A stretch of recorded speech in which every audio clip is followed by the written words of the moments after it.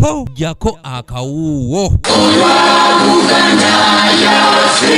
Empaka z'omupiira ogw'amasaza ga Buganda zisuubirwa okutandika mu mwezi ogw'omukaaga.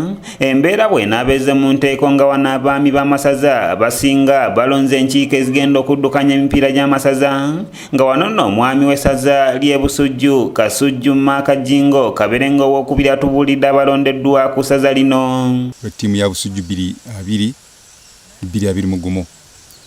omwami assentebe mukulu Charles Semanyonyi ate nga omuyuka we wa technical ye munamakolero mukulu Abdulatif Kuzera Wantuga Saz ate rajja kunyukibwa team vice chairman mulala wa technical part mukulu Sam Kagoda ate omwandisi ajja kubeera mukulu Kato Paulo onosomesa Mutendeke kuno ensawo twagala gikwasa father Kizito Sendi onabwana mukulu w'Ebbanda Parish agenda okubeera sekama w'olukiiko luno tiimu eno mukulu Honorable David Kalwanga. Olukiiko luno Kasujju alugambye nga bwalusuubira okugatta abantu b'Omutanda mu ngeri zonna. Kisookedde ddala okugatta abantu ba Busujju.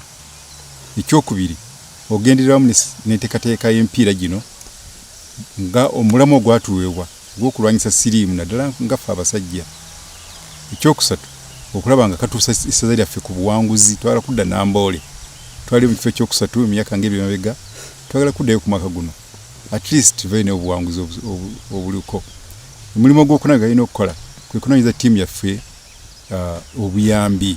Abamu ku balondeddwa mwe muli n'omutandisi wa kampuni ya Imanaira enkozi y'ekyokunywa Kintuga Saaze nga ye Kwizera Abdulatifu era nga yeebazizza nnyo omwami wa ssaza Busujju Kasujju Makajingo Kaberengo ow'okubiri olw'okumulengera n'amulonda ku lukiiko lwa ttiimu y'essaza.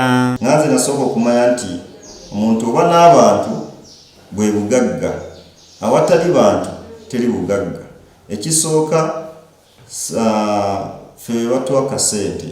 Omuntu omu yagamba nti buli omu alina ssente zo.